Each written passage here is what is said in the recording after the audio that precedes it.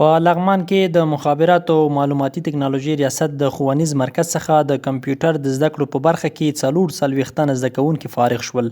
په همدې موخه نن سه شنبه د لړم پر 20 نیټه ځانګړې غونډه ترسره شوه چې پر مهال د لغمان مرستیال والي الحاج شهزاده مظلومیار سربیره د مخابراتو او معلوماتي ټکنالوژي رئیس محمد همایون شمس استادانو او فارغو زده کوونکو ګډون کړی و.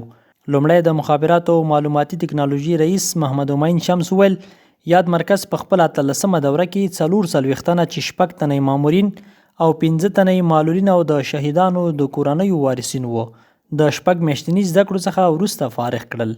نوموړي ویل په نږدې راتلونکي کې به د مرکز او قرغیو 2 مرکزونو څخه نور زده کوونکي هم فارغ شي. ورپسې د زده کوونکو په استازولۍ مولوي عطاالله د مخابراتو او معلوماتي ټکنالوژي رئیس او خپل استادانو څخه مننه وکړه چې د 6 میاشتو په جریان کې له دوی سره ډیره خواري کړې وه. په ورته مهال مرستیال والی الحاج شهزاده مظلومیار د مخابراتو او معلوماتي ټکنالوژي رئیس استادانو او فارغو شویو زده کوونکو ته د دوی د فراغت له امله مبارکي وویله.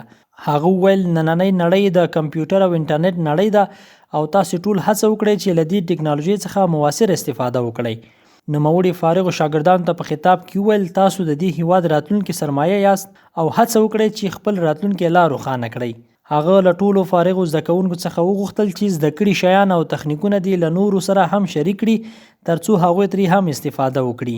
د یادونې وړ ده چې د مخابراتو او معلوماتي ټکنالوژي ریاست تر دې دمه شاوخوا 2000 تنه زده کوونکي د کمپیوټر د زده کړو څخه فارغ کړي دي.